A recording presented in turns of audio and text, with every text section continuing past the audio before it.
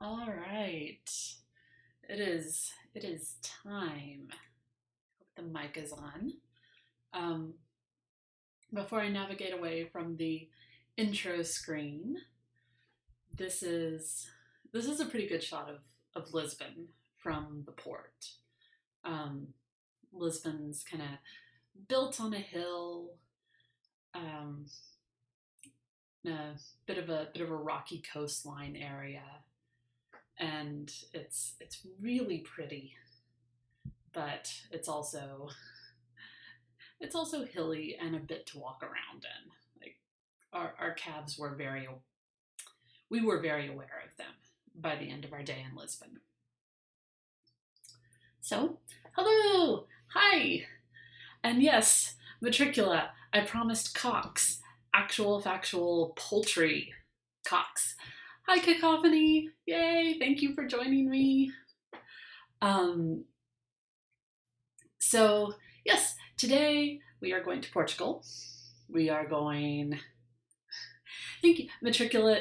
Thank you. This is actually a dress. Um, it goes all the way down, shirt dress, and it has pockets because Ishakti is my favorite. Um, it's one of my favorite work dresses, except that some of the buttons really easily catch on things. So you have to keep watch to make sure you're still buttoned up. Yeah.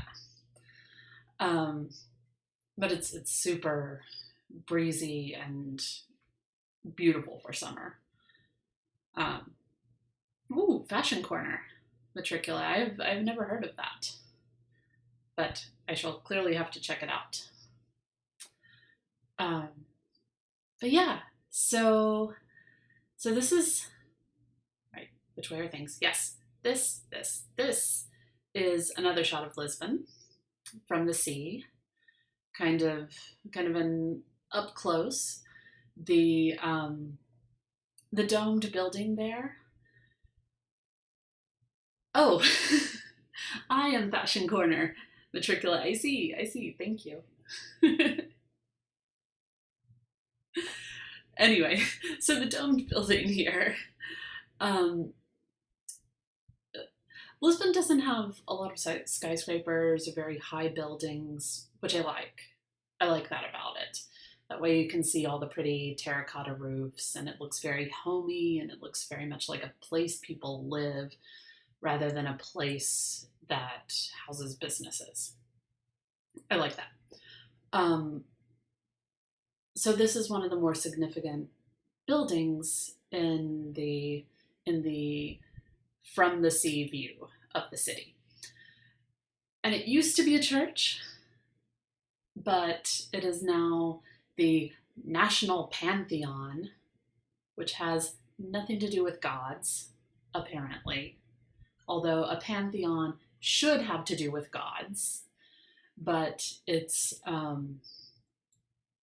fancy mausoleum for burying the important people who are from or who live in Lisbon. It's a pretty building. We didn't go there, but it makes for a nice and kind of iconic shot. So, just a little bit of a sense of what Lisbon looks like.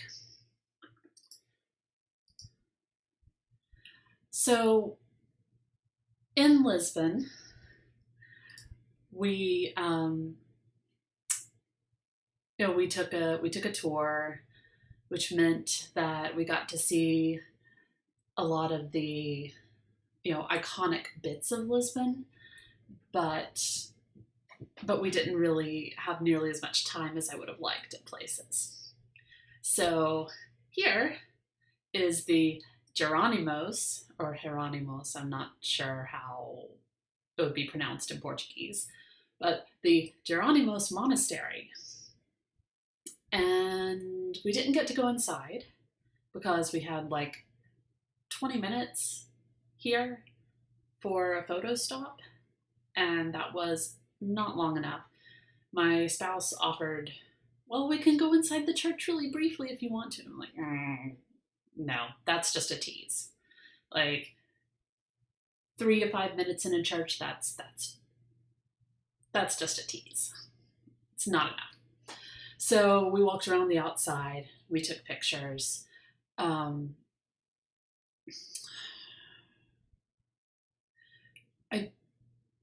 don't think we've seen one yet. I think this is the first in a series of naval or marine themed churches, which are pretty common in port cities, and we almost exclusively visited port cities, right? Because cruise ship. So a lot of the detailing has a naval or marine aspect to it. So, for instance, our guide told us that, there's a lot of seaweed type detailing, and I assume that's what this is supposed to be. But really, this to me looks like a lot of viney poppy pods. I mean, I guess it could be kelp. Kelp probably has poddy things too, but to me it looks like poppy pods, which say a very different thing than seaweed to me.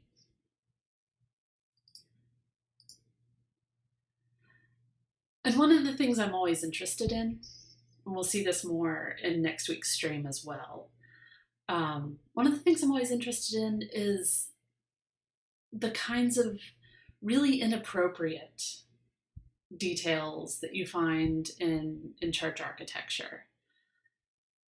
Like why mermaids? Nautical, I get that.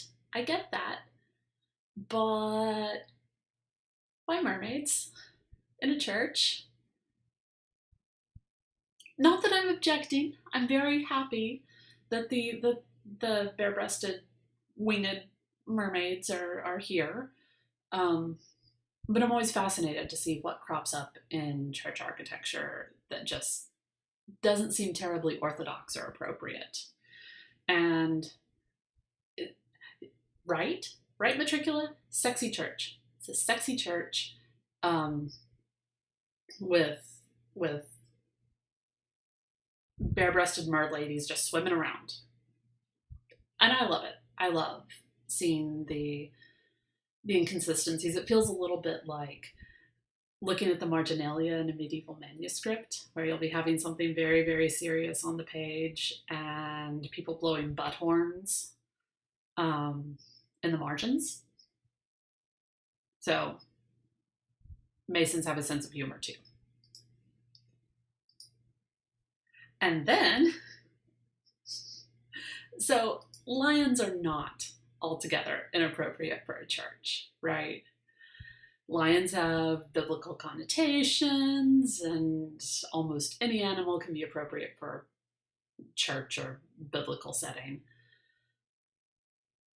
But these faces, I needed to share these faces with you. They look so distraught. No one has fed these kitties. No one loves these kitties. These kitties have been entombed under this column for centuries, and they are really distraught about it.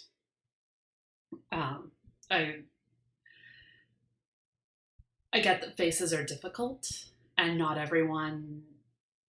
all the sculpture everywhere can be done by a master. But I'm always amused by like the wildly inappropriate expressions that you sometimes get in church and other architecture. So I needed to share the distressed kitties.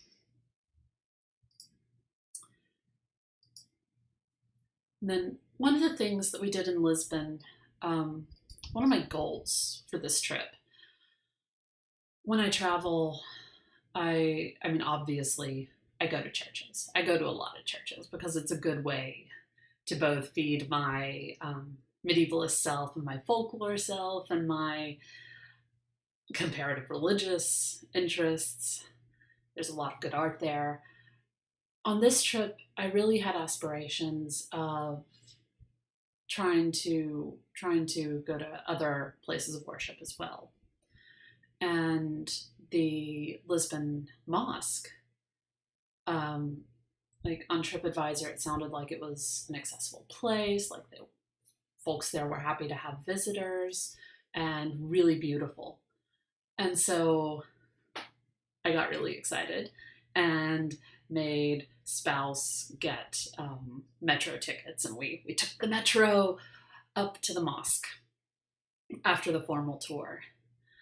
And as you can see, this is only a small portion of the mosque, but as you can see, it's really pretty. It's really pretty. That entranceway there is all tile work. All tile work.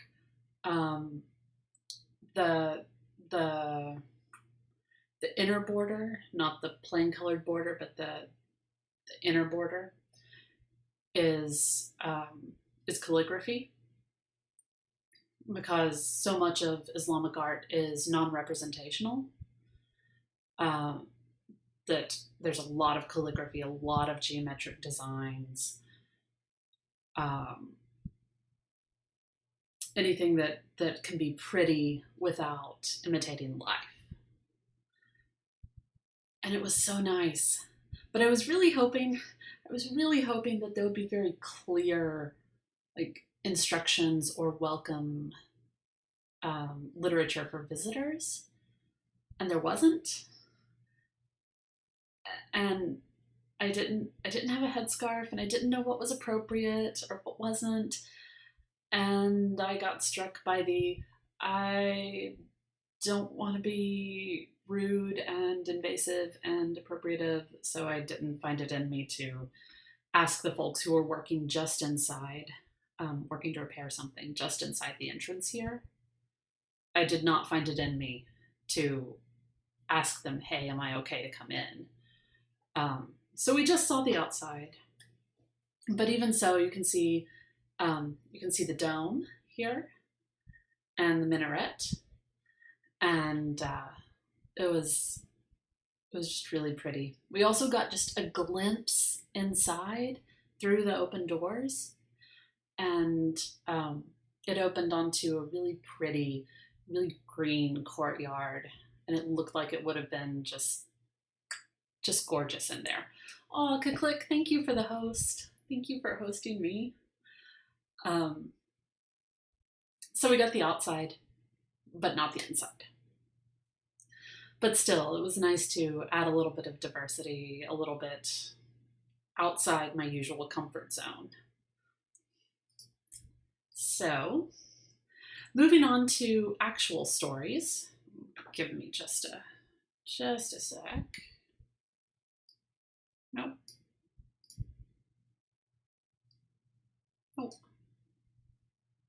Oh.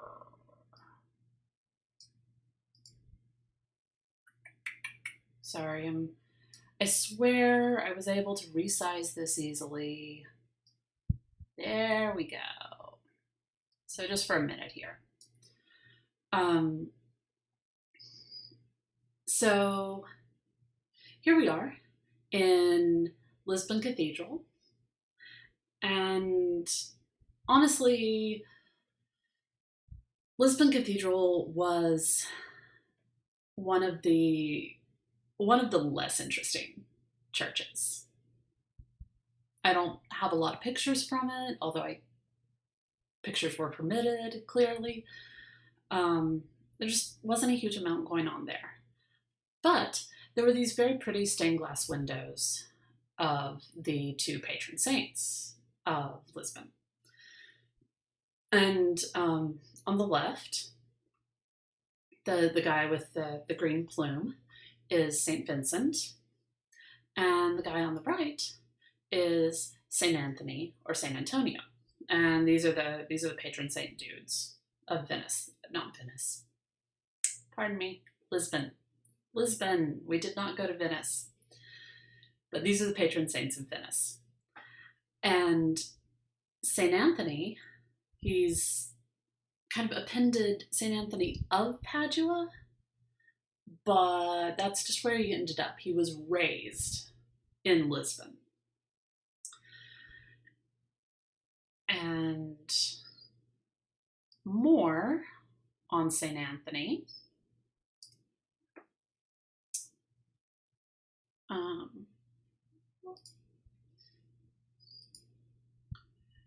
So this is also St. Anthony from the cathedral. This blue tile work is very big in both Venice and Porto. There are a lot of, it was a big industry. There were factories that made these tiles. In Porto, there's a whole side of a church covered in tile work. But the cool thing here is that St. Anthony is preaching to the fishes. St. Anthony is preaching the gospel to a whole bunch of fish. And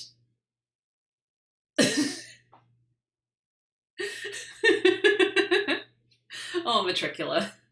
I have to get the thing where chat shows up in my window, because for those of you who can't see the chat, Matricula asked if this is a sea of dicks. And while that's, with all the crazy shit that happens in hagiography, that is not out of out of the question. It is a sea of fish. St. Anthony is preaching to a sea of fish. Yeah, mobile is probably not the greatest for detail in these streams. But so he's standing here and he's preaching to a sea of fish. And when I saw this, it's like, well, saints do weird shit, you know. Someone preaches to the wind, someone gets dry bones to talk. It's a thing, right? But I made a note of it, and it's like, I have to look up this story. I have to. So, no shit, y'all. Once upon a time, St. Anthony was traveling around, as saints do, to spread the gospel, right? And he had traveled to a certain city of Rimini because it was a hotbed of heresy. There was all kinds of, I imagine, debauchery and sinfulness. Oh, thank you for the host, Cacophony. Yay! So there's all manner of sinfulness and debauchery happening in Rimini, and probably really good parties. But St. Anthony could not be having with this. So he went to Rimini to preach the gospel, to convert people. And the city leaders were not keen on killjoys coming into the city and shutting down the party. So they ordered everyone to ignore St. Anthony. And no one turned up to hear him preach. When he walked through the city, everyone gave him the cold shoulder, turned their backs, pretended not to see him. And he walked along, praying and reflecting. For those of you Discworld fanatics out there, I'm seeing him very much like, not Brother, but the Omnian priest in Carpe Jugulum. He was sitting in his little tent with his little harmonium, being very sad because no one wants to hear the good word of Om. But so he's walking along, praying and reflecting on the sinful nature of this place, and why does no one want to hear about the gospel? He's such a nice saint. When he comes down to the mouth of the river, where it flows into the sea, and because some people just like the sound of their own voice, he begins to address the crowds of fish. And he calls out, "You fish of the river and the sea, listen to the word of God, because the heretics don't want to hear it."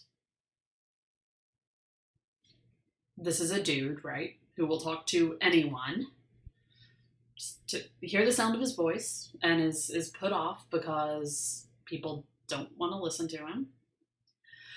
But suddenly,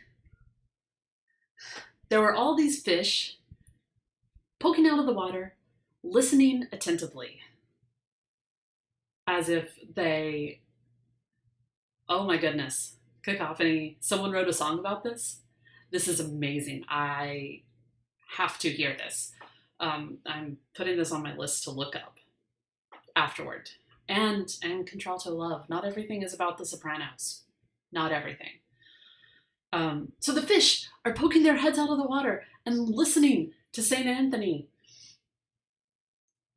And the people of Rimini, the people of the town, they might be heretics, but they know a miracle when they see it. So when the fish are poking their heads out of the water, the people see, and the people like, oh well, maybe we should listen, maybe we should pay attention and give this guy a chance. And they come around, gather around to listen to Anthony. And of course, as these things go, many were converted, the heresy was decreased, and probably the good parties stopped. But, yeah, I thought this was an exceedingly funny picture. And honestly, I think the world could benefit from more dudes taking their rants to the fish of the sea and birds of the air instead of Twitter or other spaces.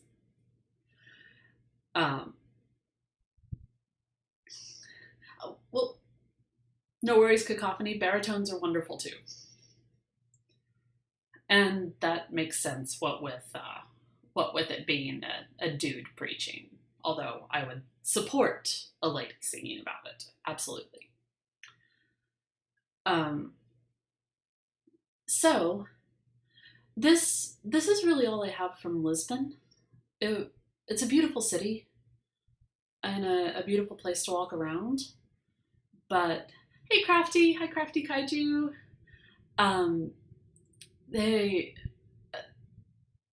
There wasn't. Oh, I forgot to say. Just like we talked last week about how Cadiz was founded by Hercules. We talked about how Cadiz was founded by Hercules, and that was very apparent there in some of their civic iconography. There's a legend that it's don't listen to Matricula. Crafty is not dickfish. It is not dickfish. It's just fish. But you can believe that they're dickfish if it makes you feel better. But there's a legend in Lisbon that Lisbon was founded by Odysseus on his way back from the Trojan War. And I'm not sure how you get to Lisbon from Troy on your way back to Greece, but Odysseus was not super good at directions. So possible. But I didn't see this in any iconography around the city.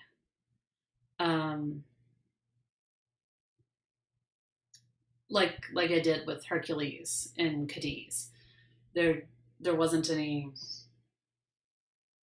representation of Odysseus or anything but the guide mentioning it and me fact checking it and being like, oh yes, this is a thing.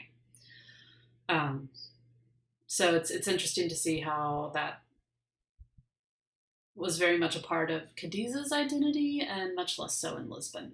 My thoughts on that. But moving on to Porto. So Porto, where the port comes from, and they talked about this some in Lisbon too, because Portugal, everyone is going to talk about their local products. And port, if you don't know, port came about because the English needed wine. The English needed wine, and they were at war with France. So they didn't want to be buying wine from France, but they still wanted wine.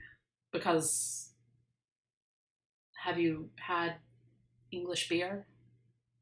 I mean, that's a lie. They're delightful English beers, I'm sure. Although I prefer Irish.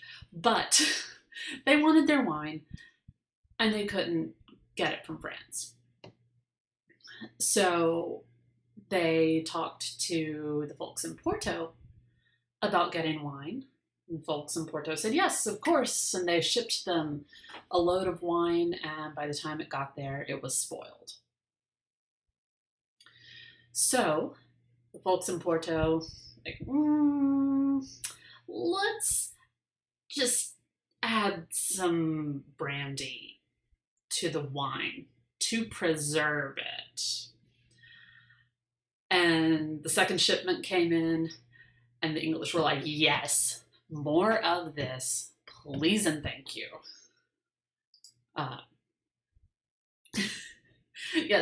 Yes, crafty. I like drinking port too. We'll get there. So this is the town where it all began.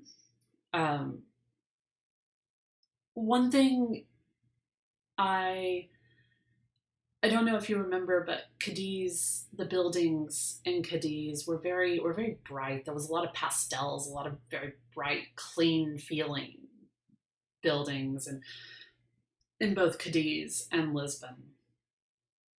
But Porto, it looks a little more weather beaten, a little grayer, a little more worn, and that's totally okay with me.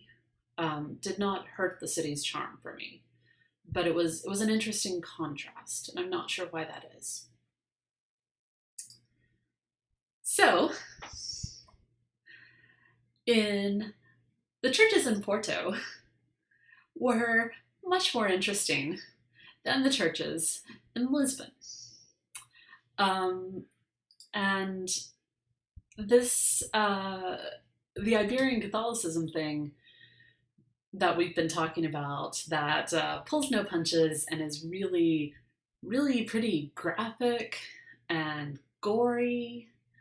I feel like it got turned up a notch in Portugal, as opposed to Cadiz or Barcelona. This was in the clergy tower, which is a little football-shaped chapel church with a big bell tower, and just right there, it kind of at least 5 feet long, full size, Jesus bleeding body in a glass case. Yeah, with just a loincloth. Like, no shying away from blood, guts, torture aspects. Yeah, it's high impact. And this was at floor level. All right. So this was sitting on the floor, and over it was this representation of Mary as Our Lady of Sorrows. Now, I had seen other representations of Mary by the same name, and usually they're characterized by like a lot of swords going into the heart. The sword will pierce your heart also aspect. And I don't know if you can see, there is one sword piercing Mary's heart here.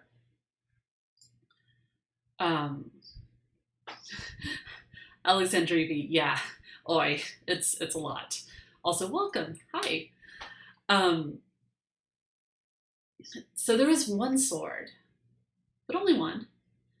But she's dressed very differently than most representations of Mary. Most representations of Mary are in blue and red, blue and white, or all white, if you're talking Immaculate Conception, or Immaculate Conception, or Immaculate Heart of Mary type things. And it was very unusual for me to see her in blue, sure, but also purple. That was strange. And I saw in the churches we went into, there were 2 of these representations that were just exactly the same, as well as two of these, just exactly the same, kind of arranged exactly the same, with the bloody Jesus at floor level and Our Lady of the Sorrows above him. So I think this must be a localized set of representations. But while we're here, so on the left side of Mary is St. John the Baptist.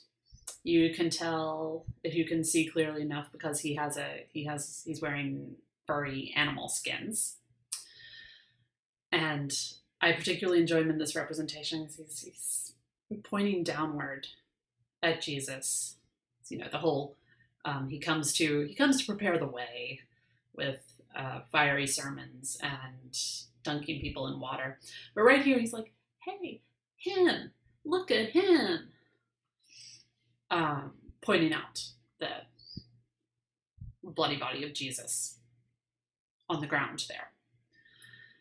And even though St. John is not the patron saint of Porto, he is super important in Porto, because one of the biggest festivals, and our guide spent a not inconsiderable amount of time talking about this, one of the biggest festivals in Porto is the Festival of St. John, which is a Midsummer's Eve festival, which doesn't sound pagan at all, right?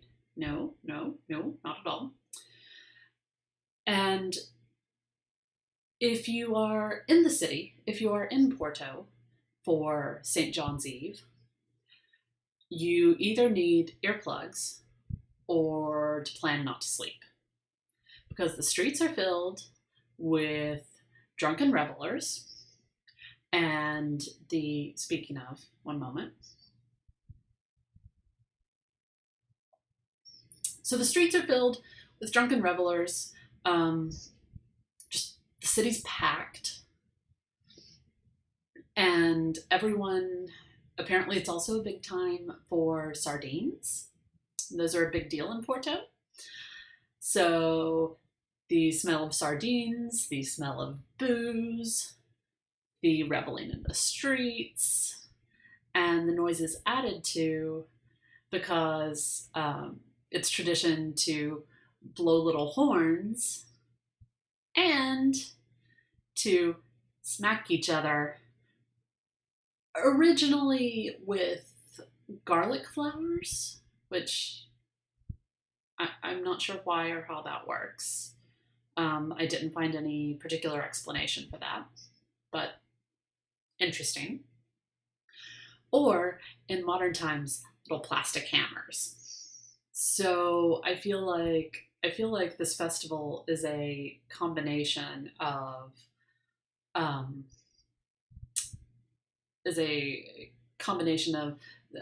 the Roman Lupercalia with the hitting, and general midsummer celebrations, good times. There are also bonfires and the jumping of them, probably pants on fire afterward that have to be put out. And St. John's Eve, when I was doing a little bit of research on this, St. John's Eve is actually a big deal in quite a few Catholic countries in Europe. Um, and oh, whoops, I forgot that.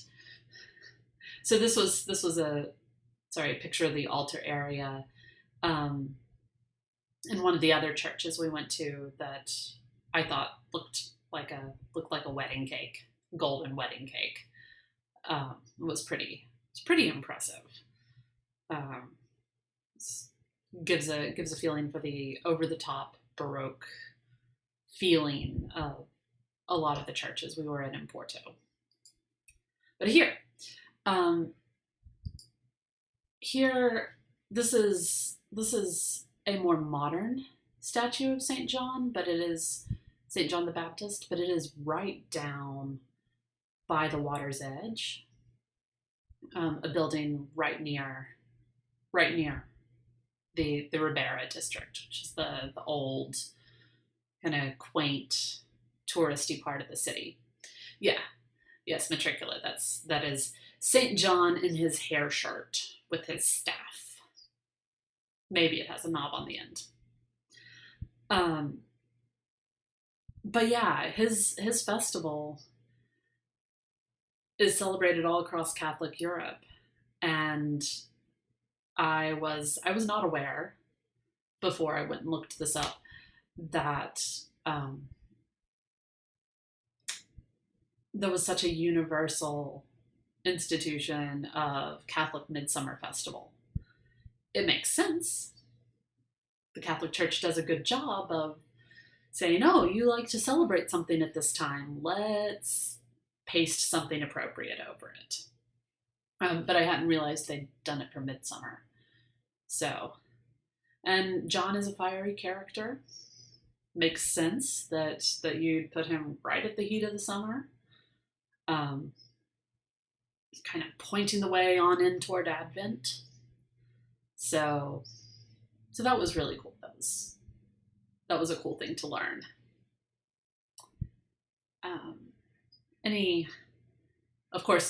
Feel free to jump in and chat with any questions you have. But I did promise cocks. I did promise a story about cocks. So we are moving up on that. Unfortunately, I did not, I didn't know to take a picture of any of these little guys. I didn't realize that it was a thing until it was so late in the tour that our guide started talking about it so late in the tour that I didn't see any afterward to take a picture of. So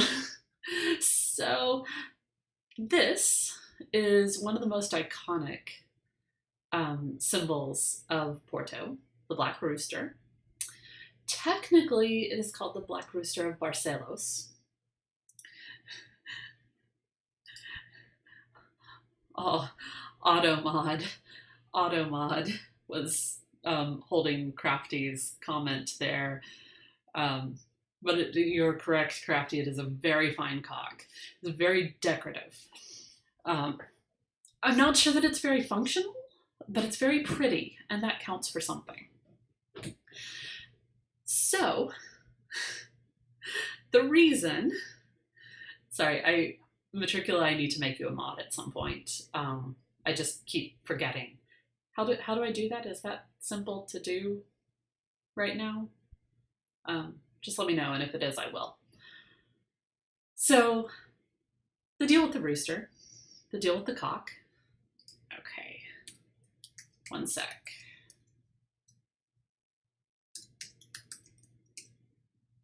Yay! Matricula should have a mod sword now. So the deal with the cock is that in the long, long time ago, once upon a time, in the town of Barcelos, which is not the same as Barcelona, some silver plate, silverware, maybe some candlesticks, maybe it was a Les Mis situation, who knows. But some valuable silver had been, yes, save me from auto mod, Matricula, had been stolen from a landowner, from a farmer. And the inhabitants of the city were all on a hunt for the thief, because you can't just have people going around stealing things. Not in our community. And one day, while this hunt was going on, a man from Galicia, who was a few towns over, turned up. And all of a sudden, everyone's, foreigner. He's not from around here. You know those Galicians. They are thieves. You can't trust them. You can't take your eyes off of them. He did it. And the guy's like, I just got to town. I don't know. I wouldn't know where to look for silver. I don't know if I was here when it was stolen. I'm brand new, guys. Be nice. But no, xenophobia wins again. And without any substantive evidence, they take the Galician into custody. They give him a trial and lock him up, condemn him to be executed. That night, the Galician just, it's like, y'all, I'm on a pilgrimage. I'm going to a sacred site. I was really just passing through. Come on, take me to the judge. Let me try one more time to convince him. Please. And so his jailers, like, all right, dude, last request. It's fine. So they take him to the judge's house, where the judge is sitting down to a fine chicken dinner. And the Galician comes up to the judge and says, look, I'm innocent. I didn't do this. And I can prove it. If I'm innocent, then this cock, the cock in this dish right here, will stand up and crow when you go to hang me. Now, if I had been the Galician, I might have demanded, like, crowing at daybreak or on the spot, rather than the photo finish, when you go to hang me, the cock will crow. But I'm that kind of, I like to build in some safety net here for myself. Clearly the Galician was a little more dramatic, a little more of a risk taker. But so he says this, and the judge was like, yeah, sure, Galician. That's just what I'd expect one of your kind to say. And they take him back to jail.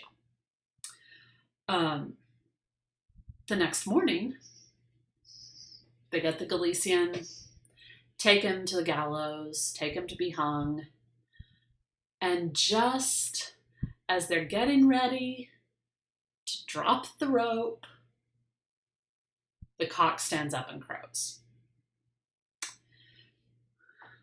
And of course, if there's one thing that Catholic countries are good at, it's recognizing miracles.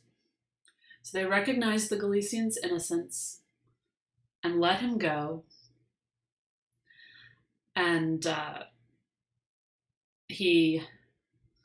yes, Matricula, the cocks are always crowing, even being dead. This is zombie cock, okay? Zombie cock is not stopped by death from crowing or feeling very proud of itself. So the Galician is saved. The Galician can continue on to his pilgrimage, and the miraculous cock, which tells us not to be afraid of our neighbors from elsewhere and to show hospitality to the stranger, just like that Bible book tells you to do, became the emblem of Porto. So our guide was telling us this story while we were all standing around in the Ribera district, kind of gathering to go back to the bus. It was exactly matricular. Miracle cock. It was a miracle cock. Yes. But there's more. So our guide was telling us this story, and one of the other folks in our tour group, who the day before had gone to Fatima, which, if you were here for the Barcelona stream, you saw a representation of Our Lady of Fatima. It's a holy site in Marian devotion where an aspect of Mary was supposed to have appeared, and it's a very big local cultist pilgrimage site. And he had gone there the day before while we were in Lisbon. And he said that the guide on that tour told him a different version of the story. She told him that the prince of that area, that instead of it being a case of a thief, the prince of that area had a habit, for some reason, of roaming around and strangling cocks. Killing cocks.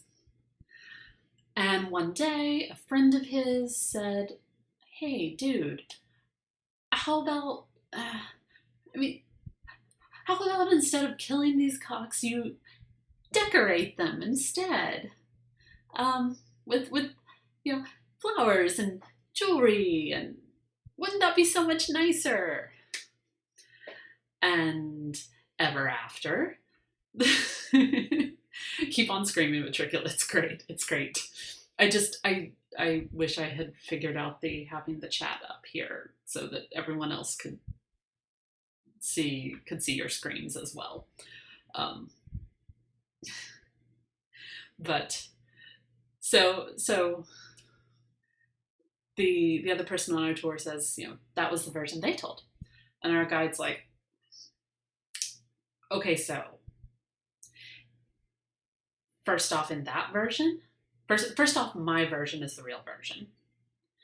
And second off, that version is euphemistic, because it wasn't roosters he was killing, it was Moors.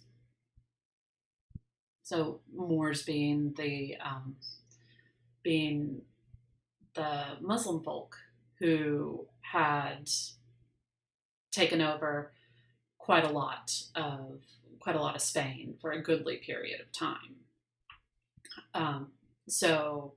And had darker skin than most of the other folks on the Iberian Peninsula. So this prince was running around killing Moors. But after he fell in love with a Moorish princess named Fatima, that's where the name for the place comes from, he was persuaded to stop his killing ways. And in the research I did, it was not clear if Fatima was kidnapped and forced to convert or did so of her own will. My guess is that this is a highly problematic and kind of gross story from back to front, with racism and Islamophobia and possibly kidnapping and rape. So not altogether great at all. But it was interesting to see the ways that this symbol gets rationalized and explained. The diversity of ways that this symbol gets used, stories that get told about it. Also, in the more straightforward, cock stands up and crows, saves condemned man from dying version, is very is extremely reminiscent of a trad song, a folk song, called King Herod and the Cock. And in this case, it's about the wise men telling King Herod about the impending birth of Christ, or the accomplished birth of Christ. And King Herod is very skeptical and just doesn't have much time for these fancies. And the wise men are like, well, he says, if this is true, let the cock in this dish here stand up and crow. And of course it does. Apparently you get much quicker results when you're actually talking about Jesus rather than your own innocence. If it's your own innocence, you have to wait until the last minute for divine intervention. But if you're talking about the birth of the Savior, you get it immediately. This is the way these things go. So I was fascinated. So when I was hearing the story, it's like, I've heard this before. I've seen this trope before. Let me see. And I don't know. My guess is that it's like so many other folk tales, and they don't necessarily have any direct bearing on each other. Just that the dead animal or dead person returning to proclaim innocence or truth is a motif you see around a lot. But still, I thought it was neat. And then one last thing. We're going to attempt the resizing here for just a second. So one of the sad bits about traveling by cruise ship is that unless you really make an effort and resolve yourself to spending more money when you don't have to, you don't get nearly as much of the local food and drink experience because all your food's provided for on the ship, right? But we were in Porto. We both like wine, like crafty kaiju. We like port. And so when we had like half an hour in the Ribera district down by the waterfront, like, okay, we're gonna walk up here, see this line of shops, see this open air market, and then we're gonna find somewhere, we're gonna stop, we're gonna have a glass of port. We don't care that it's like 10:30 in the morning. We're gonna do it. So we walk into this dinky little shop, and it was fine. And I'm pretty sure if we had decided to have some of their pastries, they would have been amazing. But like visually, it was kind of, it was dinky, a little dinery place. And we asked the guy there for just one glass of port. We figured we'd split it. It is 10:30 in the morning. We just want to try it. And he asks us, red or white? And we say we would like 2 glasses of port. One of each, please and thank you. So there Crafty Kaiju, there is white port, and I like it better. As a rule, I like almost any port, actually. But I really like the white port. It's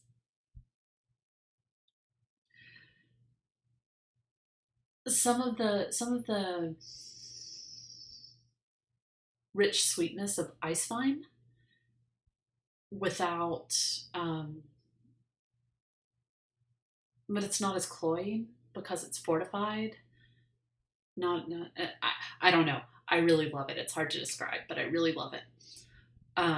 So we had 2 glasses of port, and in the same way that if someone compliments your clothing and you got it on sale, you're obliged to tell them, I am obliged to tell you that these 2 glasses of port together cost about €6, which is ridiculously cheap for 2 glasses of port. And it was really good. Both of them were really good. And it was delightful. It's so much fun. So that's my experience in Lisbon and Porto. If we've got a few minutes left, if anyone has questions, feel free to throw them up in the chat. I did want to say, next week we are going to Rouen in France.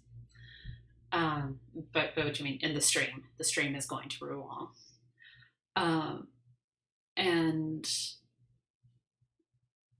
Hey, right, I can switch views. So we're going to Rouen next week in the stream, and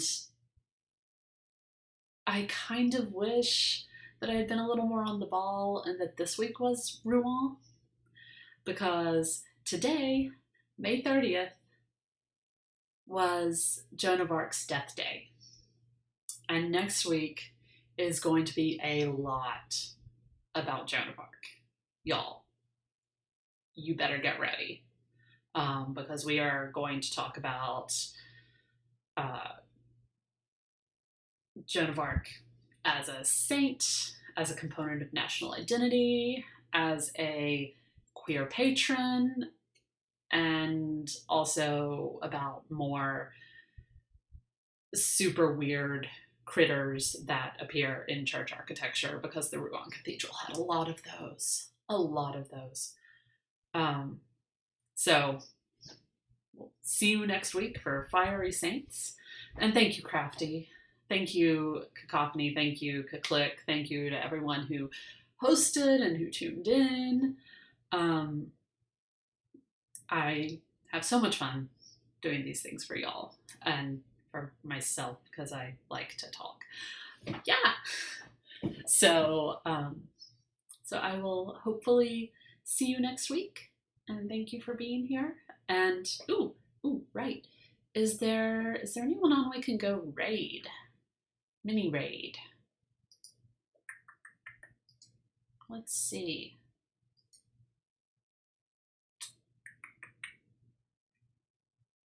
Error, loading data. No, come on, Twitch. Come on. Does anyone have suggestions for who to raid?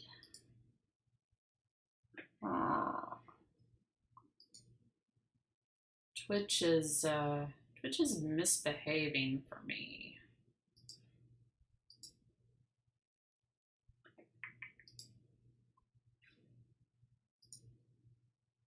Okay, thank you, Matricula. I'm glad I'm not the only one. Or rather, I'm glad that it's not me. Anna Geeks, Crafty? Okay, we can certainly go raid her. Or them, I assume Anna is a her. Let's see.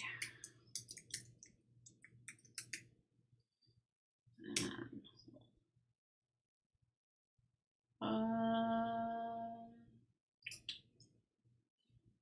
don't think that worked.